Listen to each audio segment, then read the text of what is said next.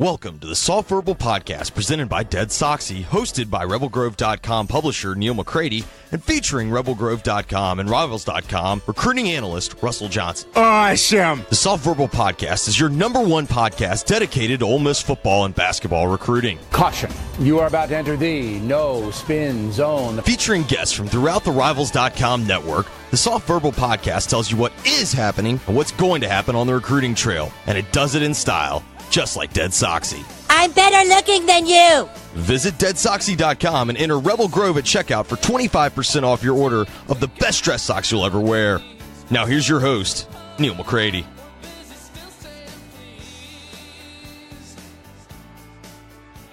Welcome into another edition of the Soft Verbal Podcast presented by Dead Soxy. I'm Neal McCready. Today on the show, Russell Johnson joins us.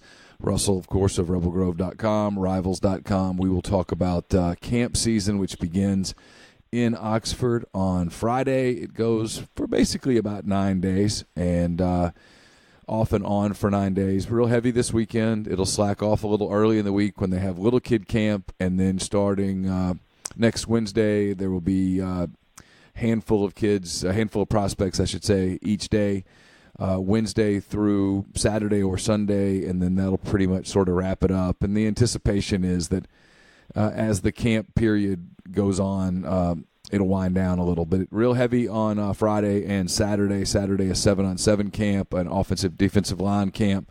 Friday, the for lack of a better term, the elite camp. A lot of guys to evaluate, a lot of guys that they're going to be recruiting heavily. We will give you coverage over the next 9 days as we get it and as it is warranted. So we'll get to Russell in just a minute. First, let me tell you about Dead Soxy. As you know, warm weather is here. Downright hot weather is here this week. With it comes the inevitable debate of sock or no sock with your loafers. So save your feet and your shoes from making their own impression by stepping into summer with some no-shows from Dead Soxy today. You really need to experience the difference a quality sock makes. It is often the first step in dressing for the job that you want and not the job that you have. So go to deadsoxy.com, enter the code RebelGrove at checkout, receive 30% off all orders, including sale items. These no-shows are the same quality you already love and enjoy with the traditional dress sock, and they come with the no-slip guarantee. So do us a favor. Go to deadsoxy.com. Do yourself a favor. Go to deadsoxy.com. Check out the no-show collection. I've been using them a lot this summer, and they're fantastic. They're total game changer for me because I don't like wearing loafers without a sock. My foot just gets too hot, and it starts to drive me crazy. With the no-shows, that's not the case.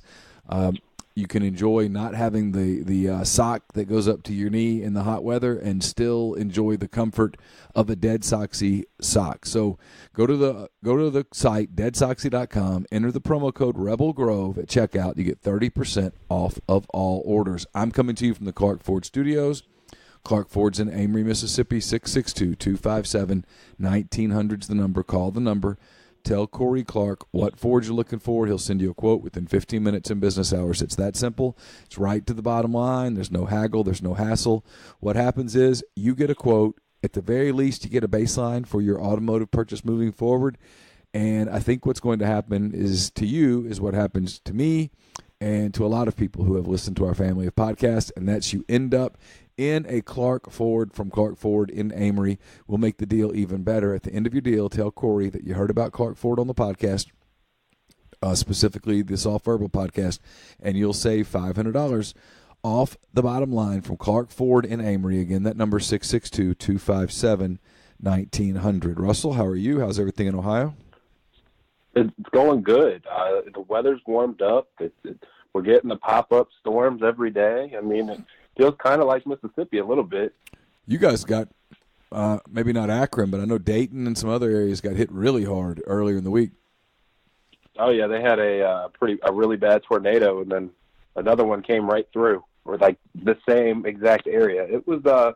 It's been a tumultuous couple days from the weather standpoint when it comes to nighttime storms. And you know how I am with thunderstorms. Yeah, you don't like them. I don't like them at nighttime either. The daytime ones I'm okay if I can see, but those nighttime storms, they can get a little scary because sometimes you sleep right through the sirens and the alarms and stuff, and that can be suboptimal, as our friend Brian Scott Rippey says. All right, let's talk about some camps. We're not going to stay super long today. Got a lot of stuff to get to, and a busy weekend. We'll have coverage of the camp. I'll be there Friday. I know Russell will be talking to people that are there, so the two of us will team up and get you as much camp coverage as we can. The evaluation, it's kind of wrapping up the evaluation period with the camp season. There's a handful of guys, and I'll be honest, I don't really, and we're taping this on Wednesday afternoon, I don't know a ton of specific names on who's coming what day just yet. I think I'll have that information a little later. I don't have it yet. But there are a lot of guys that are showing up that have offers. And then there are a lot of guys that are showing up that are close to an offer, but they really want to evaluate them. I remember, Russell, years ago when Hugh Freeze would do this, a lot of guys would show up and they really weren't camping. They were just kind of coming to hang out and on an official visit. I get the impression that there's less of that that's expected on Friday and Saturday and more guys coming to work, to be evaluated, to be seen so that they can either earn an offer or Ole Miss can kind of make a decision. Oh, yes, definitely. Those days, I mean, just even last year where they had a group of official visitors the first weekend of camp season, I don't see that happening. I don't see them, doing that. They're trying their best to avoid the early official visits like they were last year, but they've had a much higher success rate in being able to avoid them this year than they did last year, where, they kind of had their hand forced by Grant Tisdale and then, bringing his teammate along last year. But then, like you said, these kids, they've got a chance to really earn an offer, and there's importance to that because you've got the offensive coordinator, you've got Rich Rodriguez being able to evaluate, you've got Mike McIntyre being able to evaluate, and you've got the other new coaches having a chance to evaluate these kids in their workouts. And a lot of offers that may have been extended during the evaluation period when coaches were on the road, you're going to find out over the next 9 or so days how legit and how committable those offers really are. Yeah, I've been told from talking to people close to the program that there is some commitment activity that's expected, not necessarily right away and not necessarily from people that we anticipate. I know that you are of the opinion, and I think I share it, that Jabari Small is kind of on commitment watch whenever he comes, and I think his visit is later in the camp period than earlier. It was originally going to be Friday and Saturday. I think it's been pushed back, but his is one that might be a little fluid. But I've been told that there could be multiple commitments. A lot of it depends on coaches signing off on guys. Oh, yeah. And, watching them work, and if they are there to work, seeing what they run in the 40 instead of just going off of what they see on the little sticker that they tweet out from the opening that nobody believes. I never understand why you would let – I'm not going to go down this rabbit hole for long. Why you as a prospect would allow the opening or whoever to put out numbers on you that are going to be proven incorrect. I mean, if they're not proven incorrect at a camp, they're going to be proven incorrect at an official visit. Because when you go for the official visit, they're going to weigh you. They're going to get your height. They're going to find out precisely what you are. I mean, there's no getting around it. Why lie about it and create that perception? I'll never understand it. It is insane. And if you look at, like, I can think of one. I'm not going to use his name, but he's added probably 20 to 25 offers almost strictly because of the 40 time he ran at the opening in New Orleans. And because he measured, I believe, at 5'10" and not 5'9". All right, so the 7-on-7 camp is Saturday. There's I think about 20 teams coming in. They obviously don't all have prospects. Some do. There's an OL DL camp that I think is going to occur on the track for the most part. That that those guys will be getting looked at as well. Let's just kind of go over some names, some guys that we're going to be talking about over the next 9 to 10 days. We'll start here with Mckinley Jackson, who I know you have you've put in a crystal ball on him, and you kind of like him. Yeah, I think that, McKinley Jackson, everything has been, trending towards Ole Miss, and there's a long way to go until February. And if they're able to somehow pull his commitment and make him go public before February, then you would see them push for him to sign in December, and they would do their best to get that process rolling. But with that being said, yes, I do currently think that Ole Miss will end up with the 5-star defensive tackle from George County, McKinley Jackson. It was interesting because you were out there for a visit day, and you said that, based off of that short conversation you had with him, that you thought it was going to become an in-state battle. And that's exactly what it's become, because similar to other high-profile Mississippi recruits of the past, notwithstanding the class of 2019, which everybody left the state, but in the past, what's happened is they'll either make a commitment early to an out-of-state school, and then as things progress and as time goes on, the in-state schools turn up the heat, a decommitment happens, and then they end up at one of the in-state schools. Now, if you'll remember, Jackson was committed to LSU a long time ago. It feels like years ago, and it really was. He committed to them really early, similar to some others, and decommitted, and now it really does seem like it's Ole Miss versus Mississippi State, and Alabama and LSU, both bordering states, are on the outside looking in. What about Jaqueline Roy? So the defensive tackle from University Lab, Sam Spiegelman on the Rivals Network just released a story on him. He took a brief visit to Ole Miss. It was him and Joel Williams, he's a DB from Louisiana, now committed to the University of Florida. And he was really impressed. I mean, it was a quick visit for him. He didn't really get to do too much, but he liked what he saw, and enough to, I guess, top schools lists don't really mean too much, but in that case it did, because, just getting that visit and having him on campus has really helped keep them in the race for his recruitment. A little bit of news this week, and we won't spend a lot of time on it because he's no longer really on the board, is Zach Evans, the running back from Texas, who he came in on an unofficial earlier in the year. I remember seeing him, speaking to him briefly, and we talked about having a conversation when he left. That conversation never happened, and don't get me wrong, it wasn't about me, but I've learned a little bit in this.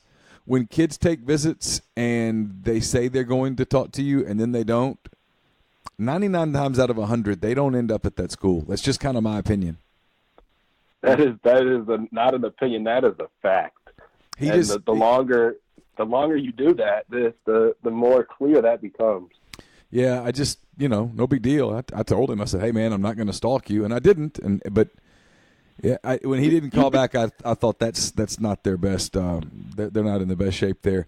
So what happened? Was that just bigger, more high profile, more currently successful programs were heavily involved? Yeah, I mean, I think you could say that. And then, signing day's quite a bit away, but it still seemed as if he was taking a look at all of his offers. I think he had damn near 70. I don't know. He had a ton. He had the most offers I've seen for a recruit in quite some time.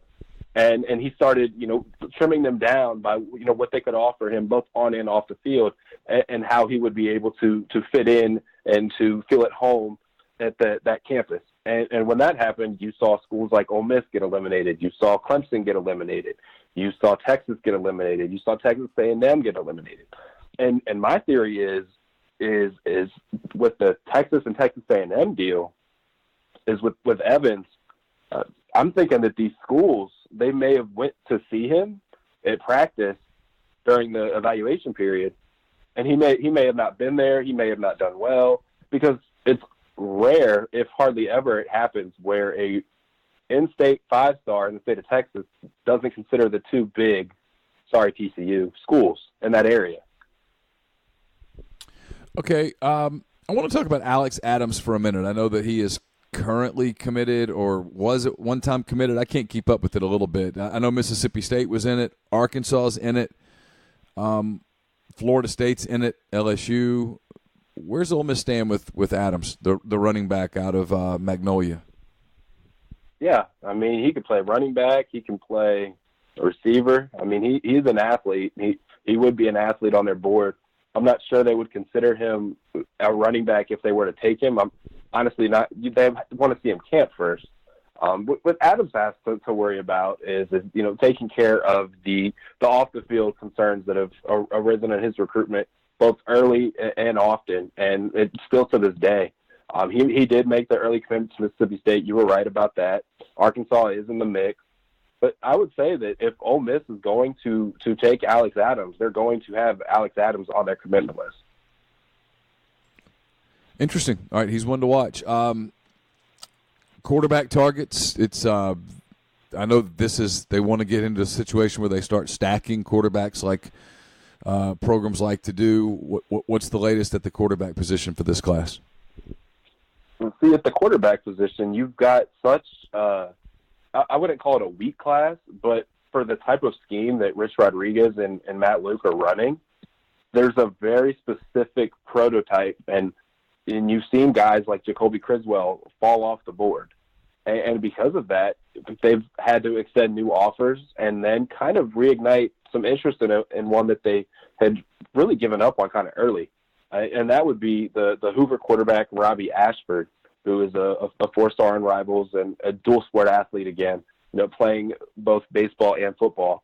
Ashford is heavily considered, or was heavily considered, an Auburn lean, but there's so much unrest going on there. And if Ole Miss is able to get him on an official visit or get him just back on campus, it's been a little while since he's been on campus, it really should like their chances of, making a big dent in that lead that Auburn has or had at one time. And then you've got a quarterback from Florida. His name is Deuce Spann. He'll be there to camp in the next 9 days. He's really excited about getting on campus. He's pretty high on their board, and I'm curious to hear about how he throws because, some people watch him in the state of Florida, and they're kind of like, but when you watch him on film, it's a completely different story. So being able to have an in-person evaluation with him, potentially with Haynes King, the quarterback from Texas who they offered. And then you've got the athlete types. You've got Jaden Wally in Mississippi, and you've got Jimmy Holiday, the quarterback/athlete, who they're probably going to have to stay there recruiting at quarterback all the way until signing day.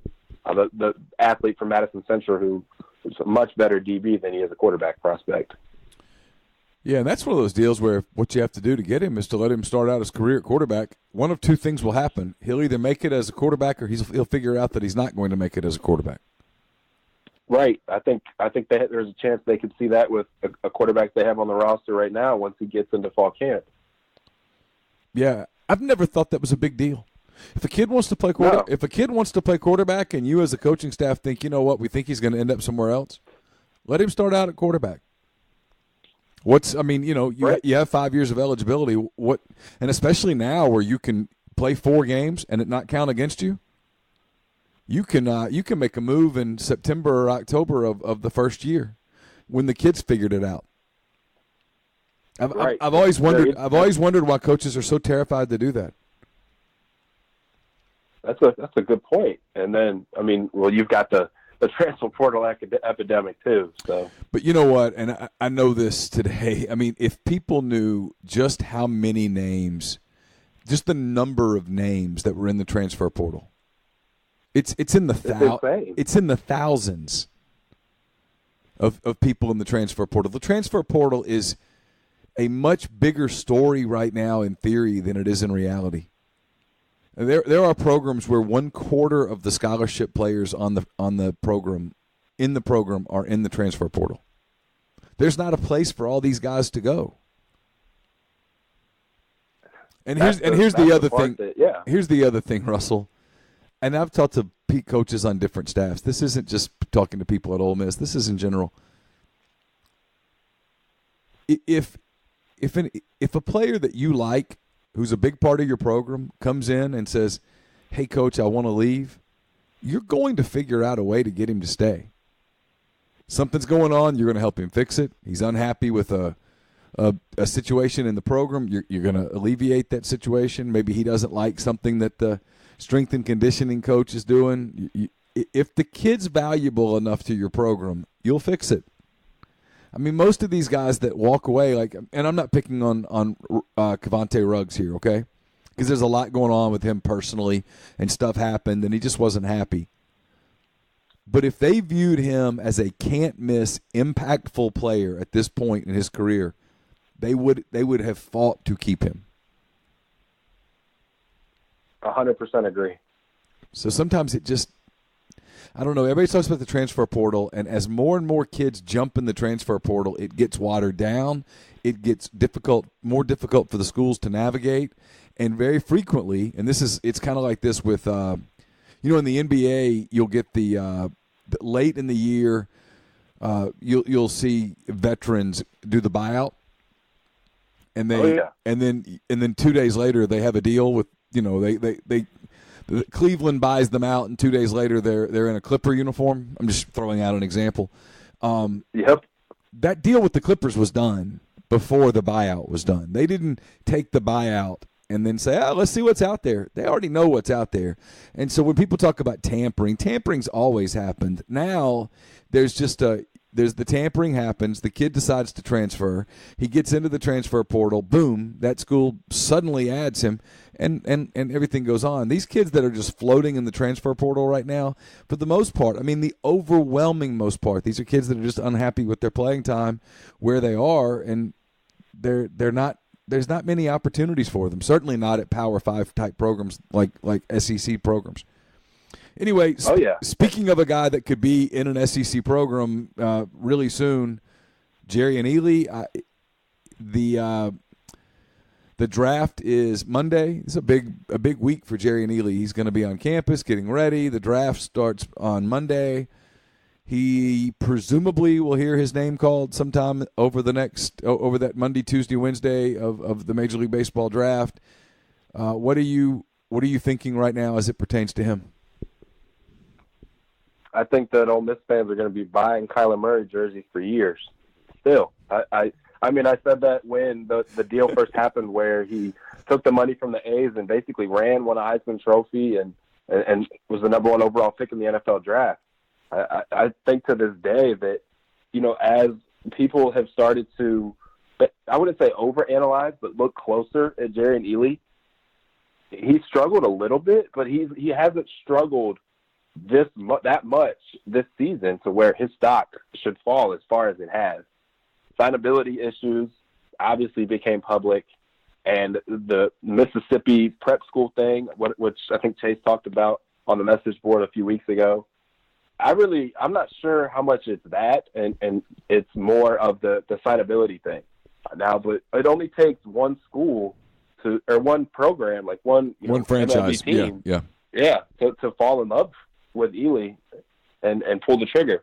And I mean, if that happens early enough, that's where there could be some sweating. But it doesn't seem like that is in the cards as of Wednesday afternoon at 5:12 p.m. Special time. I agree with you. Right now, I'd bet on him playing football. And that's a big win for Matt Luke and for Ole Miss. It is. I mean, it is. You can't overstate that. No, he's impactful right away. He softens the blow a year from now when Scotty Phillips leaves. He is the kind of kid who's going to help you recruit other kids. No, he's a game changer. I mean, it's a but you're right, and it bears repeating. Because you're exactly right. There are 30 franchises? It takes one. It takes one franchise. It can be the Royals, the Mariners, the Braves, whoever. Someone goes, no, that's our guy. We're going to take him. That's all it takes. Especially if they have more than one draft pick. Yeah. In the first two-ish rounds, that's where you could kind of see something. Yeah, and there are some smart franchises out there that know how to manipulate the draft to be able to offer above slot, and Ole Miss isn't out of the woods yet, but I like their position, and I did not like their position a year ago, so it proves me wrong yet again. If Ely is at Ole Miss, what are the odds a year from now Jabari Small is his teammate? Very, very high. I wouldn't go anywhere above 75%, because I've been in the recruiting business long enough that, anything can happen. And the University of Michigan has a recent history with taking commitments from running backs. They have no intentions of signing from the city of Memphis. So, I would really call those his top two right now, Michigan and Ole Miss. But I could definitely see Small and Ely in the same backfield. I know you've talked a lot over the years about Ole Miss's struggles in the city of Memphis. Let's hypothetically say that Ole Miss gets a commitment from Jabari Small, I don't know, in the next month. I don't like putting days on something. Let's call it a month. By July the 4th, they have a commitment from Jabari Small. How much, if at all, does that help them in Memphis? Oh, it helps them immensely. I think it helps them both in Memphis and in DeSoto County, where another area where they've struggled recently in multiple sports. But with that, you've got Corbett Mims from Kirby, who lit up the camp circuit, and I'm sure they're going to want to see him camp, I would potentially say, this weekend. And then if they're willing to take his commitment, you could see that probably progress pretty quickly. And then everybody talks about Small's teammate and close friend, probably his best friend, Amari Thomas, who is being recruited on the defensive line, even though he would be a much better offensive tackle than he will be a defensive lineman. That would really help with him. Number one, they want to play together if they can make it work. And then also they have the spot on the defensive line where they can use, because, a lot of schools that are recruiting both kids don't have room to take both. A lot of them just want Amari, and a lot of them, interestingly enough, only want Jabari. So that's the interesting part. And then you've obviously got the Whitehaven kids, which I think it would help with. Jabari's built their relationships with all those kids. Samarion McDonald, Martavius French, Bryson Eason.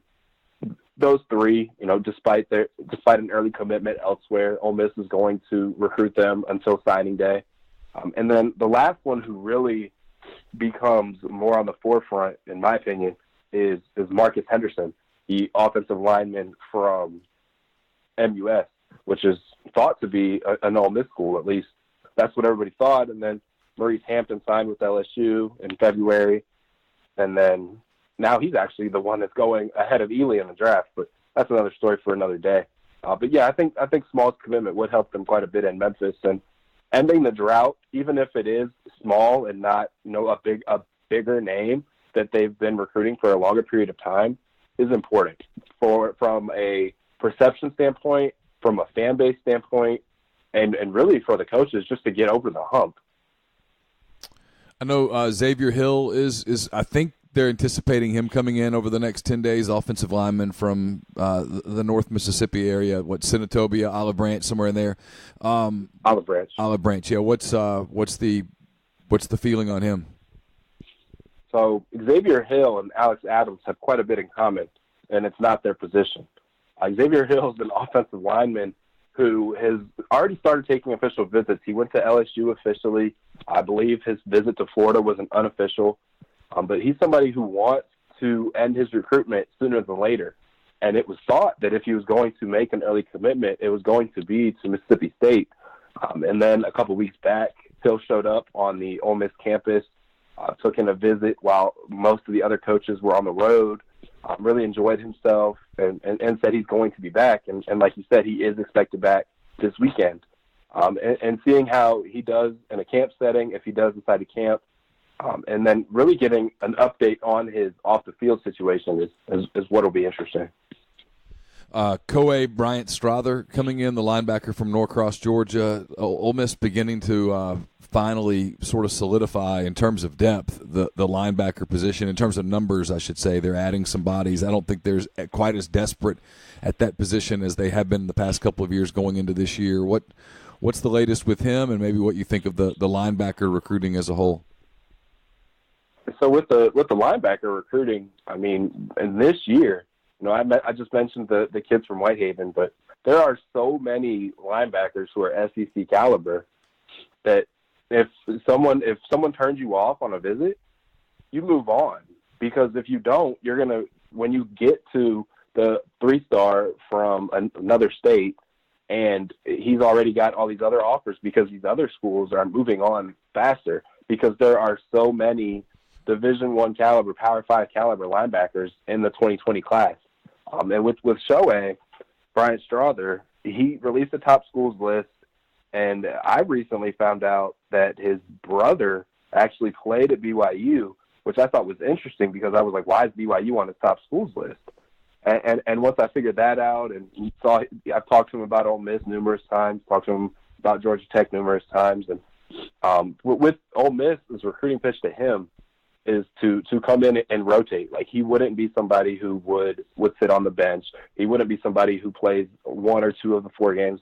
They would anticipate him playing the full 4 games of the redshirt rule, getting his chance to play, and really he enjoyed the visit. He loved Oxford, raved about the Grove Bowl, and was just really excited about getting back over there.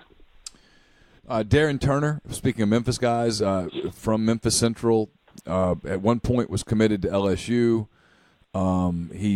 He's now looking at Tennessee. He's looking at Arkansas, Auburn, Clemson. I mean, there's a lot of schools that are interested in him, at least on the periphery. I think Ole Miss is one of those. What's the feeling as it pertains to Turner and Ole Miss? So with Turner and Ole Miss, the long-standing issue has been getting him on campus. Oh, he's not far away. He's got plenty of friends and coaches and a lot of people who could take him down to Ole Miss, but it seems every time there's an opportunity, he either ends up going elsewhere, ends up having car problems. Well, that was when he was committed to LSU. He had tons of car problems, parents getting called into work, you name it, he had that. But now that he's been decommitted, he's been going to other places, and it seemed as if he's kind of just kept Ole Miss in his back pocket. But Ole Miss is getting to the point where, they're looking at the numbers and the situation they have coming up with the 2020 class and how many they can and cannot take. That they're saying, if you're not going to be able to keep us in your back pocket, we're going to take other kids. Now, so far that hasn't been the case if you take a look at their commitment list right now, but that will be the case shortly if he doesn't get on campus. I'm going to guess a guy that they would take pretty much whenever is T. Hodge. Is that right? The running back could probably play a lot of different positions. Being recruited as a running back out of Maryville, Tennessee. It's Ole Miss, Arkansas, Georgia Tech, Indiana, Kentucky, lots and lots of teams. He's got tons of offers. Michigan's involved, Louisville's involved. What's the latest with him, and do you anticipate him coming to the camp over the next 9-10 days?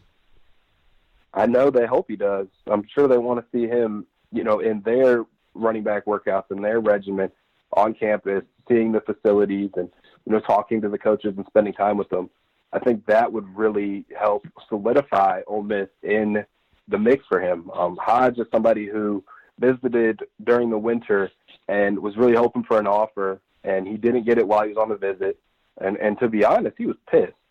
But he got back to Maryville, kept working. They came and saw him during the evaluation period, offered him, and now he's really considering Ole Miss, and he was excited about the offer. He's not someone that talks to media much. He tells me he's on his phone less than an hour a day, which I don't understand. But he's somebody that I would look to visit and hopefully camp. A lot of in-state guys coming in. We talked at the very beginning of the show about guys that are being evaluated, that are maybe close to an offer or an evaluation away from an offer. You've talked about this before. You have to be careful with in-state kids extending offers that aren't real. So I know Ole Miss is smart about that. They're not doing that. So a handful of guys in the state could walk out of Oxford over the next 10 days or so with offers who don't have them right now. Who are some guys that you have your eyes on? It starts, believe it or not, in South Haven and in Lake Cormorant with safety Fred Watson from Lake Cormorant. They want to see him camp. They've wanted to see him camp for months. That's been their go-to talk whenever they go and see him, whenever he talks to them. They're really excited to see him work. I believe he'll be either both at the camp and at the 7-on-7 portion, because I know Lake Cormorant normally competes in that, because last year Jalen Jordan, who signed with Ole Miss, was playing for Lake Cormorant in that tournament. And then you've also got, in that same area, South Haven cornerback Caleb Alford, who the more I talk to coaches around the country, the more I hear his name growing with buzz. Now, them being able to get an accurate measurement on him, being able to see him on the 40, see him his flexibility, see him in drills, see his ball skills, all of that, seeing that in person and not just, watching him in film or watching him at spring practice is something that is big for him. I mean, Alford's got offers from Notre Dame and Duke and like a bunch of schools have pulled the trigger on Alford, but I think both Ole Miss and Mississippi State have been kind of hesitant because, like you said, of the in-state offer type thing where you can't drop a Mississippi kid. And then 3 others, I'll go quickly. Oak Grove wide receiver Brandon Hayes. He was at a camp in Louisiana over the weekend. I believe it was Tulane. Ran a really good 40, and is somebody who I could see Ole Miss looking at. I know they took, obviously, his teammate last year, and John Rice Plumlee. And then locally, Lafayette athlete/quarterback, he won't play quarterback in college if he does get offered, is Randy Anderson. He's somebody that they've been wanting to see as well. Seeing where he fits in, because you can't just offer, especially somebody in Lafayette County, you can't just offer somebody like that an athlete and say you'll figure it out later, because if you don't figure it out later and he doesn't play, you're going to face that for the years to come. Last couple of things. As we get into the camp, there's not a lot of commitments right now. Is that a concern as of this moment? I wouldn't call it a concern. I think it's more of they may have expected attrition, and I don't think the attrition amounted to the level that they expected it to, and they've kind of had to readjust their recruiting board because of it. All right, so we're sitting here. It's basically June 1st by the time people hear this. Come July 1st, how many commitments do you think Ole Miss has? I would put the over-under at 11, which means they gain 5 between now and then. Because the main point of the Alabama structure that, Siski's installed and the roster management type thing is to get the depth and the holes filled in your class early, like they did last year, and then go, target shooting with your top guys like they did with Lakia Henry, Jaren Ely, Ladarius Cox, and Brandon Mack. Being able to get the bulk of the class done early, which is going to be a lower amount this year, but being able to get that done early is something I see them being able to do again in the class of 2020. Well, my man, I really appreciate the time. I know it's going to be a busy week and a half for both of us, but we'll have coverage on rebelgrove.com as it kind of comes about and as it happens. So for Russell Johnson, I'm Neal McCready. We also want to thank you again, everybody at Dead Soxy, for sponsoring this podcast. Don't forget, go to deadsoxy.com. Enter the promo code Rebel Grove. Check out the no-show collection. You'll love them. They are a fantastic product. They don't slip, and they keep your feet cool. And you can also get all of their traditional dress socks. Enter the promo code Rebel Grove. You'll save 30% off everything in your cart. So for Russell, I'm Neal. We'll talk to you again soon as camps progress. Until then, take care.